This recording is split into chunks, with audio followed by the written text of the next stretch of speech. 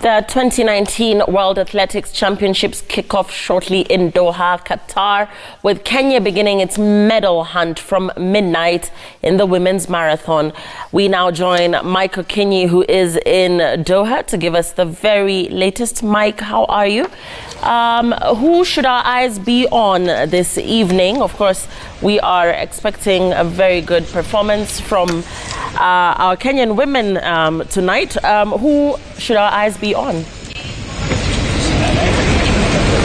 Thank you very much, Lilian Muli. I'm getting you loud and clear. We are now minutes away from the start of the program, about an hour before we start competition proper.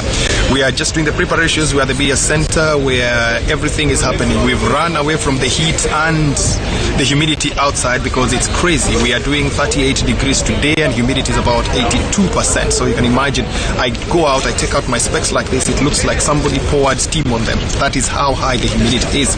But getting into your question on the 800 on the marathon for women, I beg your pardon, we've got Ruth Chepngetich, Veselin Chepkesho, Edna Kiplagat in that order.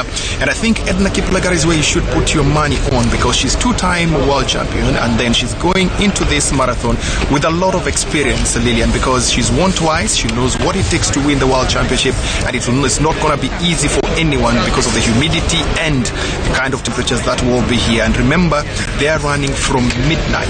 It's midnight up to 2:30 sort of is when they'll be able to finish. But I'll put my money on Edna to get in a medal because she has the experience. But before that, we still have three other races. There's 800 meters women.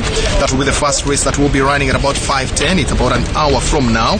And there we have Eunice Sum that is running. The beauty of this race, Lillian, is that with Eunice Sum, she's running a race that is the most open in this championship. If you look at the start list that I'm looking at right now, everybody has got a season best or a personal best of 1 minute 58 seconds. So that means that they are ready.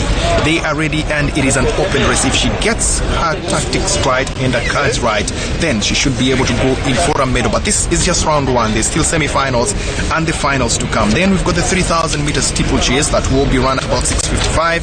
This is where Kenyans will put down their foot and announce themselves to the world because we've got three very, very good athletes here. Beatrice Chepkoech, who's the world record holder, is there. We've got Hivin Kieng, former world champion, and she's got something to prove because in 2017 she was tripped in the last lap and she still recovered to win a bronze medal and she was tipped to win a gold in that one. So we think together with Selfin Chespo, who is a junior world champion, we've got something great going in for Kenya. So Lillian, we've got all that plus the 5,000 meters where Jacob Krop, a latecomer into this race because the two who had won at the trials were not cleared by IAAF to run. So Jacob Krop came in to join Nicholas Kimeli in the 5,000 meters. So that is 5,000 meters round one as well. So we'll be keeping you posted. This is the Kenya corner. As you can see, we are seated with all the Kenyan journalists.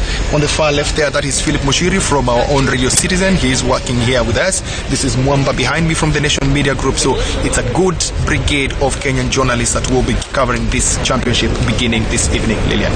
Mike, before I let you go, you mentioned that it's pretty humid out there. How is that likely to affect, or is it likely to affect the performance of our star athletes, based on the fact that, of course, they were training at a totally different altitude out here, or whatever it is they were training? How is that likely to affect their performance, if at all? It is going to affect the performance because remember, you can deal with heat, Lillian. In athletics, heat is okay. You can deal with heat in terms of taking a lot of water, pouring water on yourself, and you're okay. Humidity makes you sweat a lot. Humidity is something that you can't deal with so easily, especially when it comes to breathing. If you cannot control your breathing very nicely, then you've got a problem. So this is a problem that will be affecting not only Kenyans, but all the athletes who are here. And they try to toy around. Look at the World Championship. It's normally an event that is run in July every other time, but now this one is not in July, it's about in September, October, because September, October, they believe that's a time that the temperatures are a bit lower. This is winter for Doha, and winter is 35 to 38 degrees.